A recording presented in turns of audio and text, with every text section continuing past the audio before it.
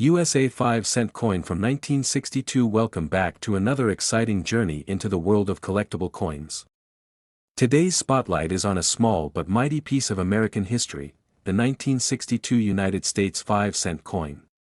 That's right, we're talking about the classic Jefferson Nickel, a coin that may look simple at first glance but carries a whole lot of history, design brilliance, and potential value that many collectors still overlook. Historical background. So let's roll back the clock to 1962. John F. Kennedy was president, the Cuban Missile Crisis was just around the corner, and America was heading deeper into the space race. In pockets all across the country, people were carrying around Jefferson nickels, coins that had already become a familiar sight since their introduction in 1938.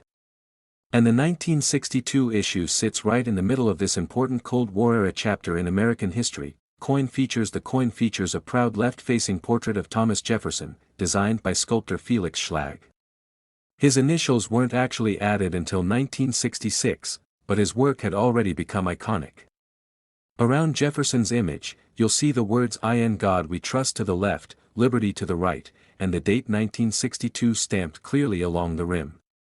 It's a simple but elegant obverse design that remained unchanged for decades. Design of the coins. Flip the coin over, and you'll find Jefferson's home, Monticello, centered in stunning neoclassical style. Above the building, it says "E pluribus unum," out of many, one. Below it, you'll see the word Monticello, followed by 5 cents and United States of America. The reverse design reflects Jefferson's architectural taste and has become a signature image in American coinage. Now let's talk about what this coin is made of. The 1962 Jefferson nickel contains 75% copper and 25% nickel, a strong, long-lasting composition that's non-magnetic and built to last through decades of use. And unlike wartime nickels from the early 1940s, the 1962 version doesn't contain silver, which keeps its metal value stable even when markets fluctuate. No mint marks. So what about mint marks? The 1962 nickel was minted in 2 locations, Philadelphia and Denver. Coins minted in Philadelphia have no mint mark, while those struck in Denver show a small D mint mark to the right of Monticello on the reverse. These small letters can make a big difference when it comes to value and rarity. In terms of mintage, Philadelphia struck over 97 million nickels in 1962, while Denver produced a much higher 280 million. Both numbers are quite large, meaning that 1962 nickels are generally not considered rare in circulated condition. But the real story begins when you look at condition and errors. Value. A typical 1962 nickel in worn condition is worth just its face value, 5 cents. But if you've got a coin in uncirculated condition, with sharp detail, no scratches, and that original mint luster, it could be worth $1 to $5 or more.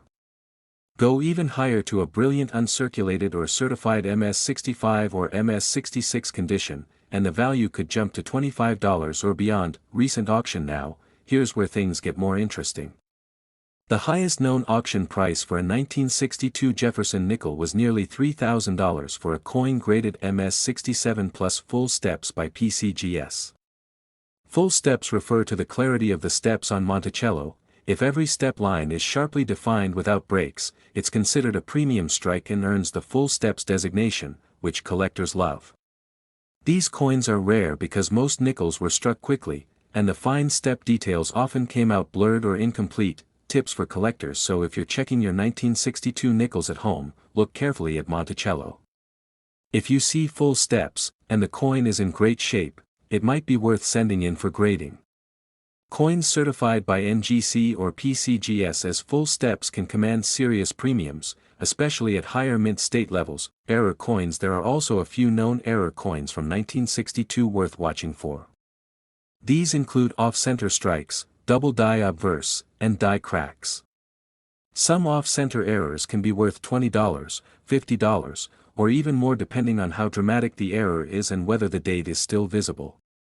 Double die errors, where the lettering or portrait appears double due to misalignment during striking, are extremely collectible if confirmed. And don't forget proof coins. Although there was no special proof coin from Denver, the Philadelphia Mint did strike around 3.2 million proof nickels in 1962 for collectors. These were sold as part of proof sets and feature mirror-like finishes and sharper detail. A nice proof nickel from 1962 can sell for $500 to $2,000 or more depending on condition, and deep cameo examples, where the design has a frosty contrast against the mirrored background, can sell for even higher amounts. How to sell valuable coins. If you're selling a 1962 nickel, it's all about presentation and accuracy. Be clear about the mint mark, include close-up photos, and note whether the coin has full steps. If it's graded and slabbed by a top service, that's a major bonus for potential buyers. And if you're buying, stick with well-preserved examples, especially those with strong detail on Monticello. Avoid polished coins or ones with damage unless you're picking them up for fun or face value. Conclusion. So can a 1962 5-cent coin make you rich? Not likely in most cases, but for those top-grade, full steps examples or rare error strikes, there's real money to be made. And more importantly, this coin connects you to a fascinating period in American history, a time of innovation, tension, and national pride. Sometimes, that's worth even more than the dollar amount. Thanks for joining me today for this close-up on the 1962 Jefferson Nickel. If you enjoyed this breakdown and want more coin stories just like it, be sure to like the video, subscribe, and turn on the bell so you never miss the next treasure we uncover. Got a 1962 nickel with sharp steps or a strange error? Drop it in the comments, we'd love to hear your story. Until next time, stay curious, keep hunting, and happy collecting.